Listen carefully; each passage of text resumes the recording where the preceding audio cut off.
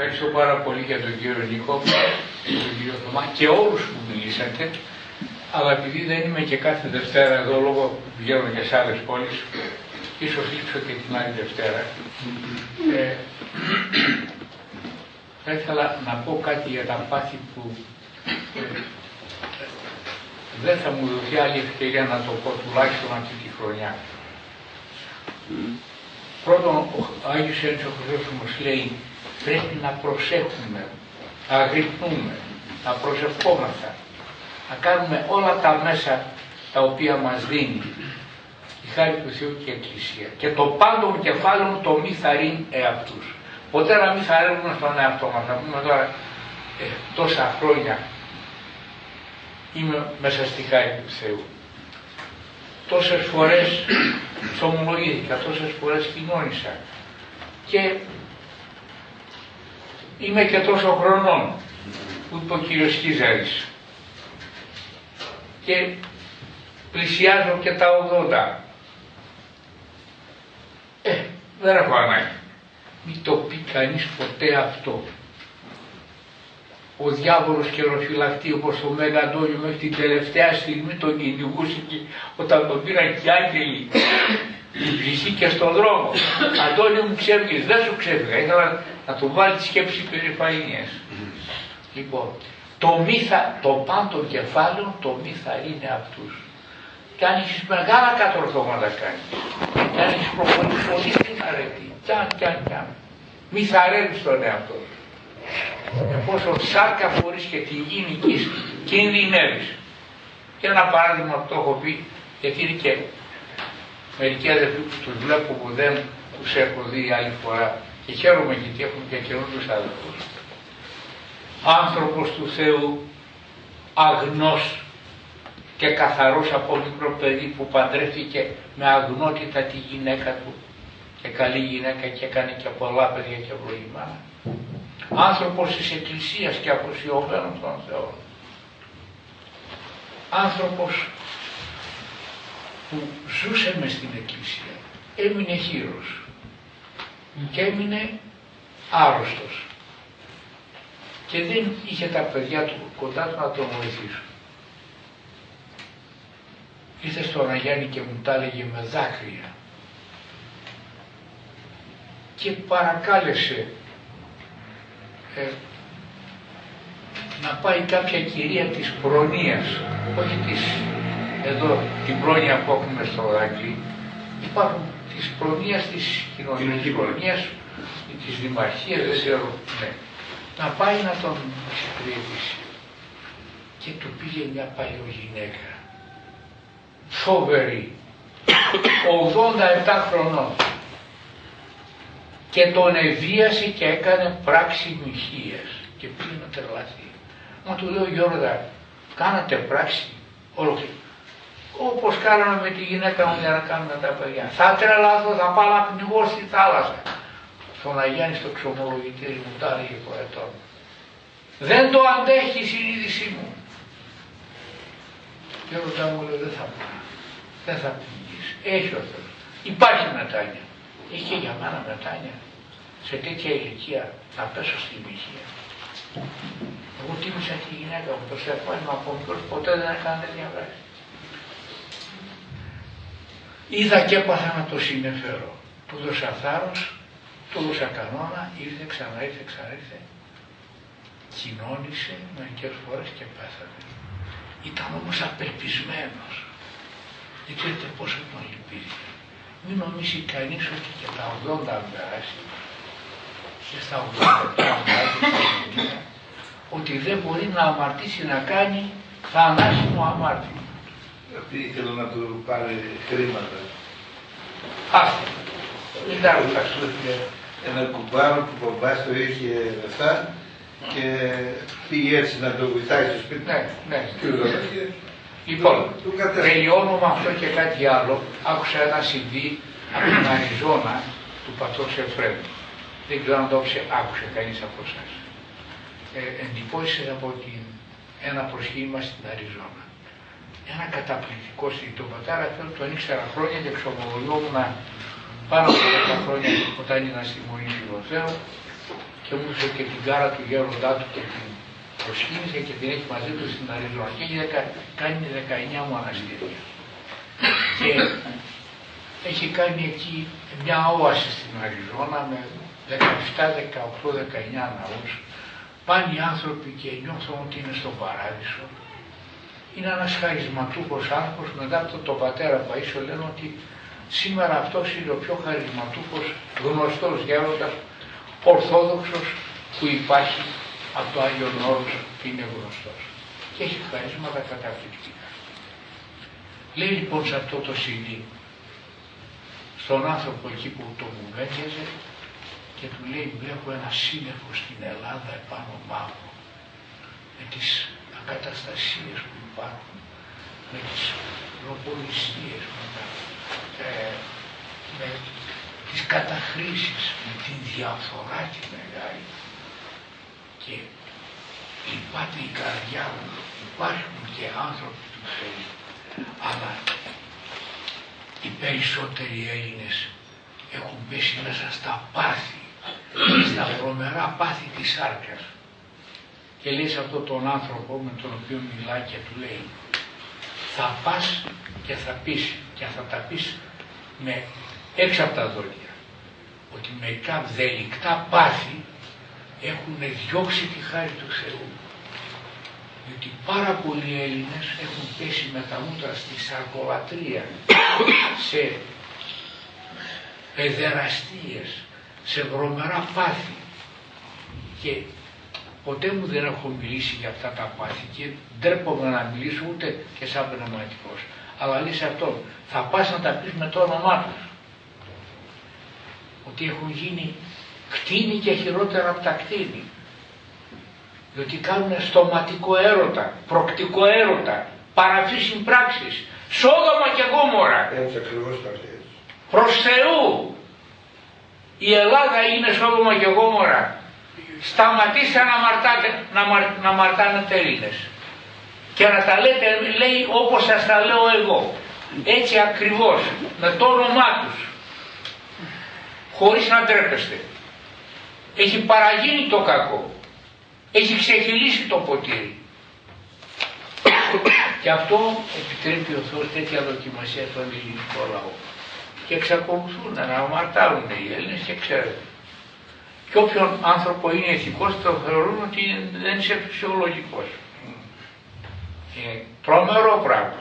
Και την ομοφιλοφιλία που δυστυχώς και στη Θεσσαλονίκη κάναν παρέλαση ομοφιλόφιλοι στη Θεσσαλονίκη. Την ανάγκη στη Θεσσαλονίκη, τηλεόραση. Θεέ μου, Θεέ μου. Και περισσότεροι ομοφιλόφιλοι να μιλάνε. Ναι, αλλά να κάνουν μπροστά από την Αγία Σοφιά παρέλαση ομοφιλόφιλοι και να κραυγάζουν και να ζητοκραυγάζουν διότι είναι ομοφιλόφιλοι. Που κατάμισε η Ελλάδα μας, αδερφοί μου. Δηλαδή, και αυτό από την υπερηφάνεια του ανθρώπου, τον εγωισμό του, όλα ισοπαίδωση. Σόδομα και Γόμορα.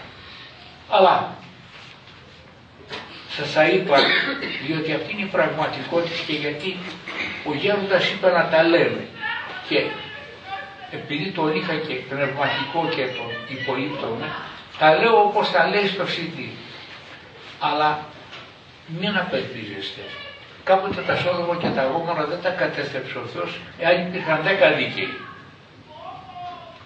Υπάρχουν περισσότεροι από 10 δίκαιοι στην Ελλάδα. Ο πατήρ Παΐσιος, φεύγοντας την τελευταία φορά από το Άγιον Όρος και πηγαίνοντας στη Σουρωτή, που είχε καρκίνο και εκεί ξεψύγησε και πέθανε, του είπε κάποιος, γέροντα, που μας αφήνεις, τι θα γίνουμε χωρίς εσένα. Μη στεναχωριέστε, λέει. Στο Άγιον Όρος υπάρχουν 10 Άγιοι άνθρωποι που ακόμη δεν φανερώθηκαν. Εγώ τους ξέρω. Υπάρχουν 10 Άγιοι πιο μεγάλοι στην αρετή από μένα, που δεν φανερώθηκαν. Θα φανερωθούν. Έχει ο Θεός. Και το Άγιον Όρος είναι μεγάλη δωρεά για μας. Και όχι μόνο στο Άγιον Όρος υπάρχουν Άγιοι. Εγώ πιστεύω ότι και έξω από το Άγιον Όρος υπάρχουν Άγιοι, οι οποίοι δεν φανερώνονται. Θα φανερωθούν κάποτε.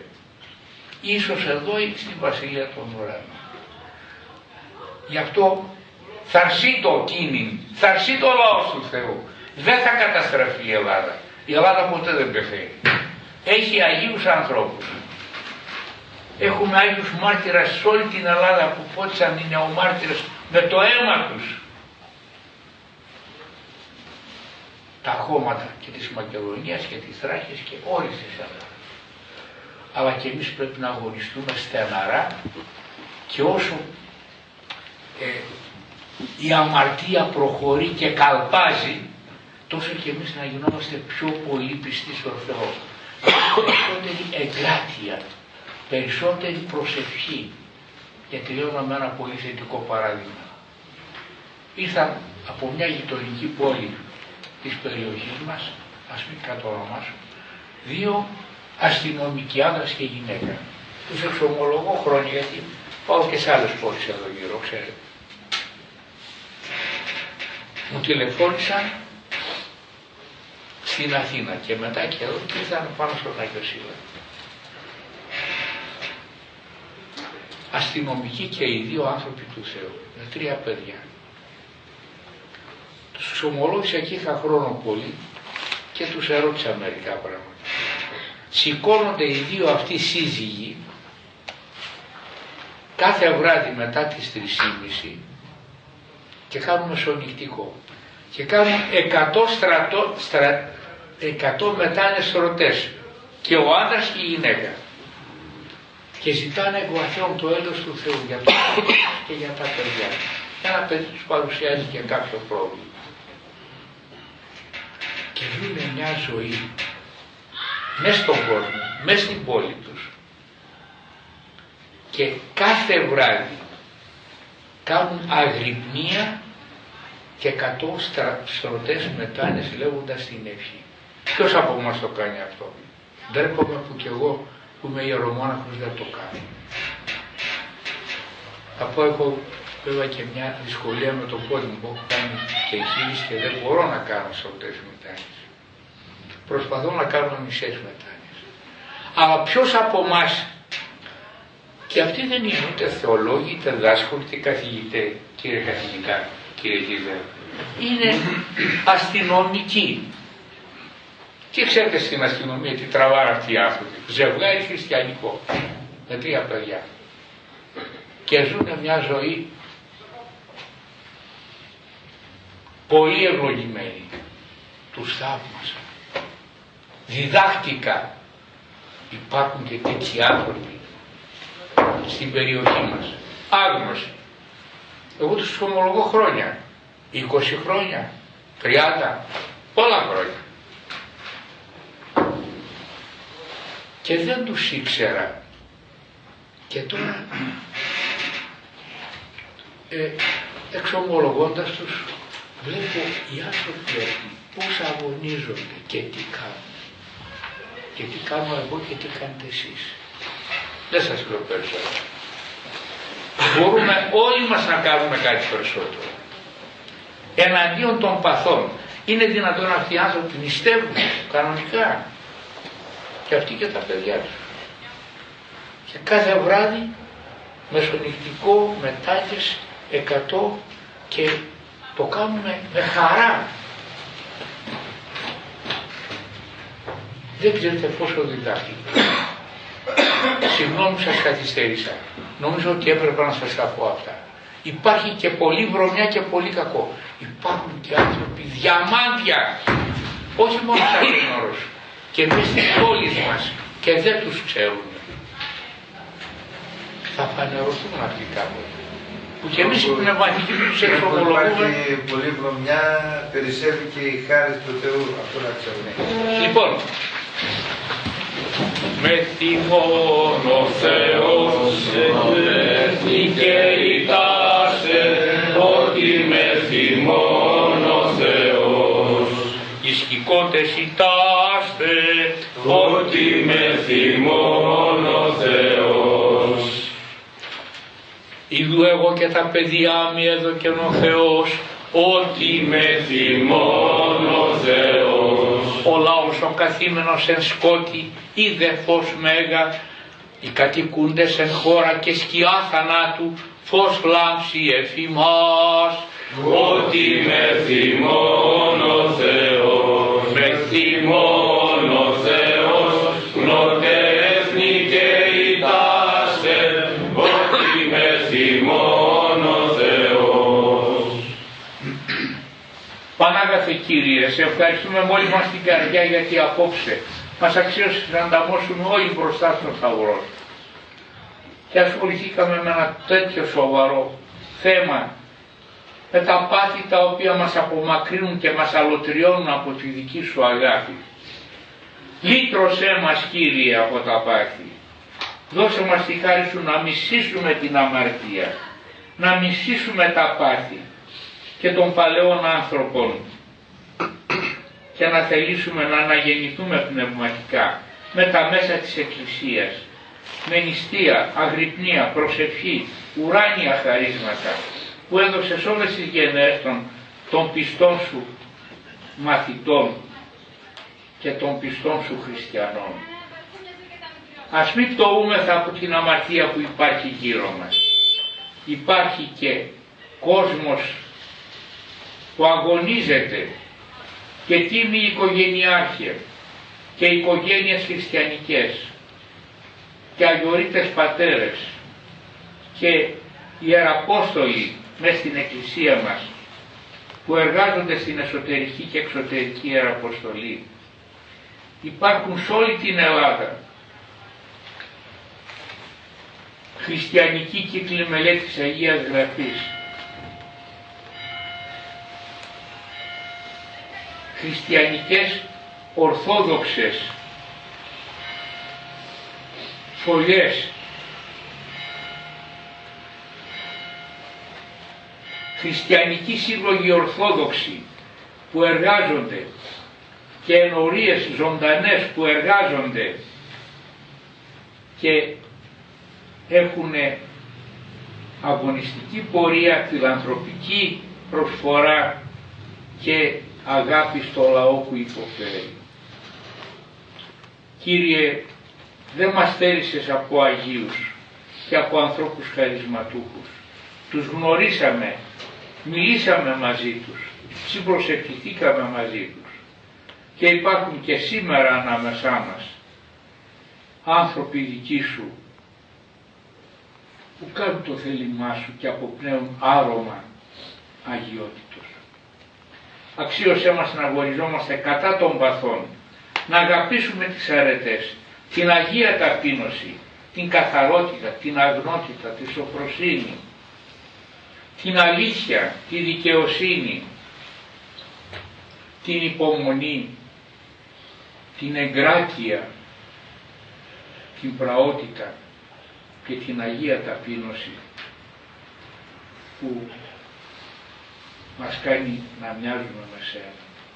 Δώσ' μας τη χάρη σου Κύριε και να αλληλοβοηθούμεθα μεταξύ μας για να αγαπήσουμε την εξομολόγηση, την καθαρή και την Θεία Κοινωνία την τακτική, για να παίρνουμε την υπερφυσική σου χάρη για να νικούμε τον πειρασμό και κάθε πάθος να απαλλαγούμε από τα πάθη μας, να στολιστούμε με αρετές και να ζήσουμε σύμφωνα με το Άγιο θέλημά σου και να προγευτούμε από τώρα τις γλυκύτητες του παραδείσου που δίνει η δική σου τη χάρη. Κύριε, μείνον με θυμόν ότι προς εσπέραν εστί και έκλικε η ημέρα. Σε θέλουμε Κύριε να είσαι πάντα με θυμόν. Εσύ είσαι ο Κύριος των δυνάμεων. Δώσ' μας τη δύναμη και τη χάρη να νικούμε στον αγώνα κατά των παθών και να ευαρεστούμε ενώπιον σου. Με τις πρεσβείες του Αγίου Αποστόλου Παύλου και πάντων των Ελλήνων. Εθνόρτσε Κύρικα και φωστήρα τρεις μέγιστον, με απολύτων και φιλιππισίων διδάσκαλων, οικουμένης αγλάισμα, ευχροσύνος γερέρωμεν, τους αγώνας τιμώμεν και τας βασάνους δια Χριστόν, το σεβτόν σου μαρτύριον. Άγιε Παύλε Απόστολε, πρέσβευε Χριστό το Θεό, σωθήνε τας ηχάς ημών. Δια πρεσβειών της Παναχράντου του Μητρός και του Αγίου Αποστόλου Παύλου, Κύριε Ιησού Χριστέ ο Θεός, ελέησον και σώσον ημάς.